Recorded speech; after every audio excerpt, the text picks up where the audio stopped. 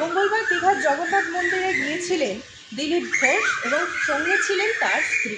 কিন্তু বিরোধী দলনেতার মুখ্যমন্ত্রীর আমন্ত্রণে যাওয়াটাকে একেবারেই সাদা চোখে দেখছিলেন না রাজনৈতিক মহলের একাধিক ব্যক্তিত্বরা। তেমনই চিত্র ধরা পড়েছিল বিভিন্ন সময় বিভিন্ন জায়গা থেকে।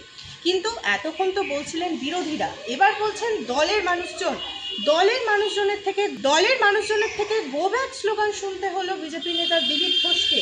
আর কি বললেন তাকে নিয়ে সরাসরি দেখুন সেই। আমরা রক্ত দিয়েছি, কালকে দিলীপ দা যে ব্যবহার করেছে আমাদের কর্মীরা সবাই দুঃখিত। আমরা এই দিলীপ দার প্রতি আমাদের কাল পর্যন্ত শ্রদ্ধা, ভক্তি, সম্মান সব ছিল, কিন্তু কালকের পর সব ধুয়ে মুছে একাকার হয়ে গেছে। আমরা দিলীপ ঘোষকে আমাদের লিডার মানি না, যদি কেন্দ্রও চাপি দেয় আমরা মানি না। কোলাঘাটে দিলীপ ঘোষকে গো ব্যাক স্লোগান, বিক্ষোভ দলীয় কর্মীদের। স্বস্তিক দিলীপ ঘোষ দীঘা সফর শেষ করে পূর্ব মেদিনীপুরের কোলাঘাটের বরদাবার এলাকায় বিজেপি কর্মীর বাড়িতে দুপুরের আহার খাওয়ার জন্য এসেছিলেন। সেই সময় বিজেপির একাংশ দিলীপ ঘোষ ও তার অনুগামীদের ঘিরে রীতিমতন বিক্ষোভ দেখায়। ভেতরে ঢুকতে বাধা দেওয়া হয় দিলীপ ঘোষ সহ তার অনুগামীদের।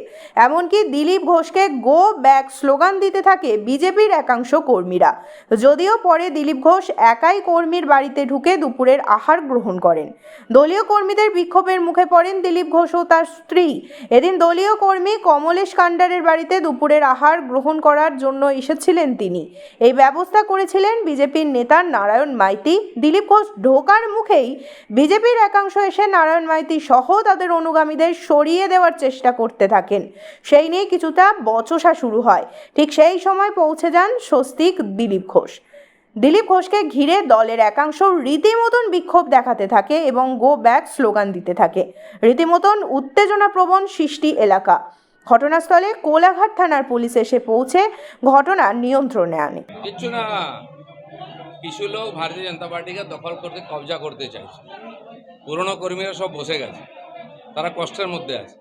এরা যদি যোগ্য হতো, পার্টি হেরে যাচ্ছে কেন? পার্টি প্রত্যেক ইলেকশনে হারছে, বাই ইলেকশন থেকে পঞ্চায়েত, মিউনিসিপ্যালিটি, পার্লামেন্ট ইলেকশন হেরে যাচ্ছে কেন?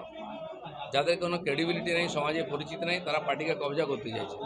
পার্টির মধ্যে যে কর্মীরা পুরনোরা আছেন তারা আজকে সাইডে চলে গেছেন। তো এই যে কবজা করার যে রাজনীতি, অনেক লোক এসে চলে গেছে, এরাও কিছুদিন পরে চলে যাবে। 2019 সালে প্রথম যখন মেছেদাতে আসে, আমি 60,000 টাকা তুলে দিয়েছিলাম এই প্রোগ্রাম হওয়ার জন্য, এই দিলীপ দার জন্য। আমরা রক্ত দিয়েছি, কালকে দিলীপ দা যে ব্যবহার করেছে আমাদের কর্মীরা সবাই দুঃখিত। আমরা এই দিলীপ দার প্রতি আমাদের কাল পর্যন্ত শ্রদ্ধা, ভক্তি, সম্মান সব ছিল, কিন্তু কালকের পর সব ধুয়ে মুছে একাকার হয়ে গেছে। আমরা দিলীপ ঘোষকে আমাদের লিডার মানি না, যদি কেন্দ্রও চাপি দেয় আমরা মানি না। এই দিলীপ ঘোষকে আমাদের লিডার মানি না।